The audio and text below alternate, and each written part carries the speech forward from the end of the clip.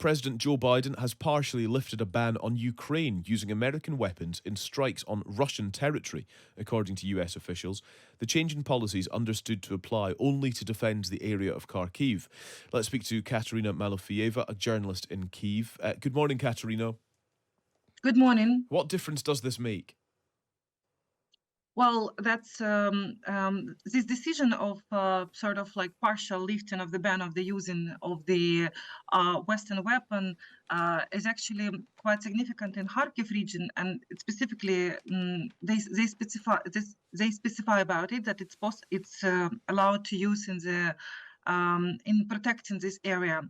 Well, Ukrainian President Volodymyr Zelensky, in the middle of May, he actually said that this is not for it's not for the offensive of the country; it's for defense. And similar to Ukrainian territory, the territory adjusted to the border, Russian-Ukrainian border, so-called gray zone. The Russian authorities moved people outside, so it should not cause any problems to the civilian population of the Russian Federation.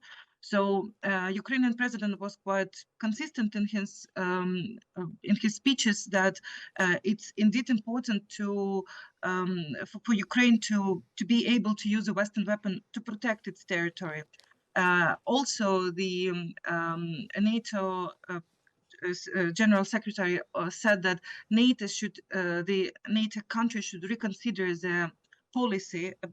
this policy about using the Western weapon on the territory of Russia, and in any sort of threat of like kind of escalation of this war of the conflict, Russian-Ukrainian war.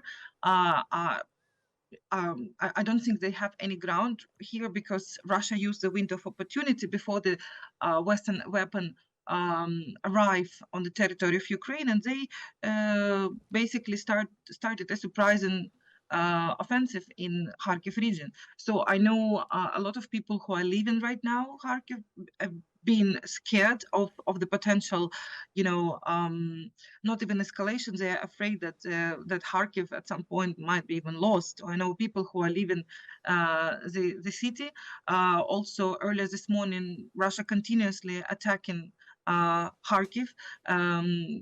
Few days back, they attacked the Russian forces attacked the site of the shopping mall, where like at least 12 people were killed. Earlier this morning, they attacked the residential building. 3 people were killed and many more were injured. So this obviously the usage of the weapon, this sort of weapon to attack the systems that Russia uses in this offensive operation. It's a very good move.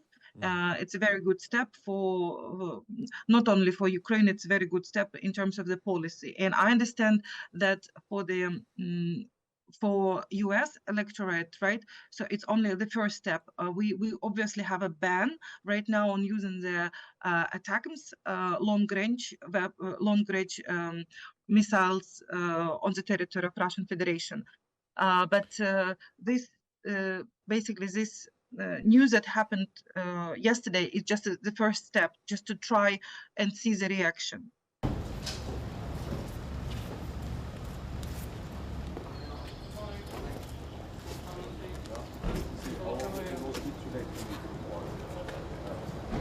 You went there to the... No. I mean, with the other door. I don't.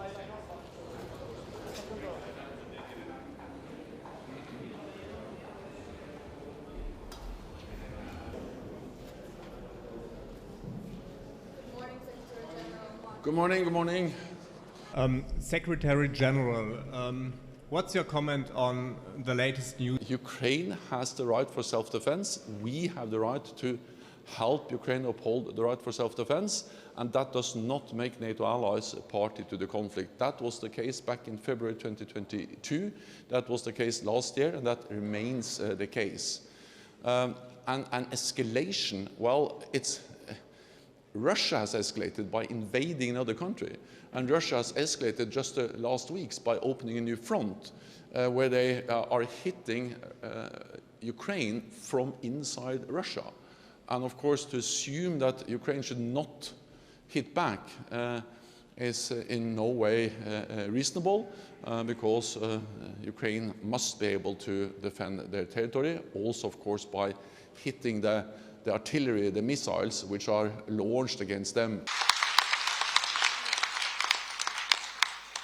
Let me start off by saying something I hadn't planned on saying.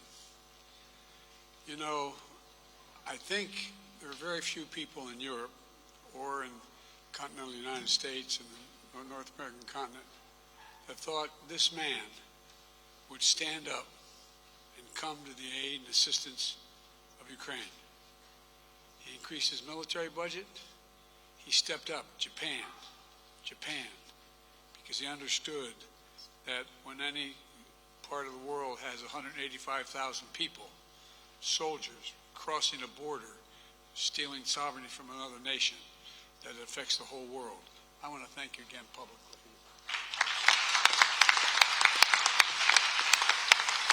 We just concluded the first meeting of the NATO-Ukraine Council, and all our allies agreed Ukraine's future lies in NATO. That's not a surprise to any of us, I don't think. I hope it's not a surprise to you, Mr. President. Allies all agreed to lift the requirements for membership action plan for Ukraine and to create a path to NATO membership while Ukraine continues to make progress on necessary reforms. But we're not waiting for that process to be finished to make the long-term commitments that we're making to Ukraine's security. Vladimir and I shouldn't be so familiar. Mr. Zelensky and I talked about the kind of guarantees we could make in the meantime when I was in Ukraine and when we met in other places. And so today, the long-term commitments we're making are backed up by the notion that in the meantime, we're going to provide security to Ukraine for its needs and against any aggression that may occur. Today, the members of the G7 are launching a joint declaration of support for Ukraine to make it clear that our support will last long into the future. This starts a process by which each of our nations and any other nation who wishes to participate will negotiate long-term bilateral security commitments with and to Ukraine. We're going to help Ukraine build a strong, capable defense across land, air, and sea, and from which will be a force of stability in the region and deter against any and all threats. I want to thank my fellow G7 leaders and President Zelensky for their work to make this happen. I think it's a powerful statement of our commitment to Ukraine as it defends its freedom today and as it rebuilds the future. And we're going to be there as long as that takes. And again, I thank all my colleagues for their support for this.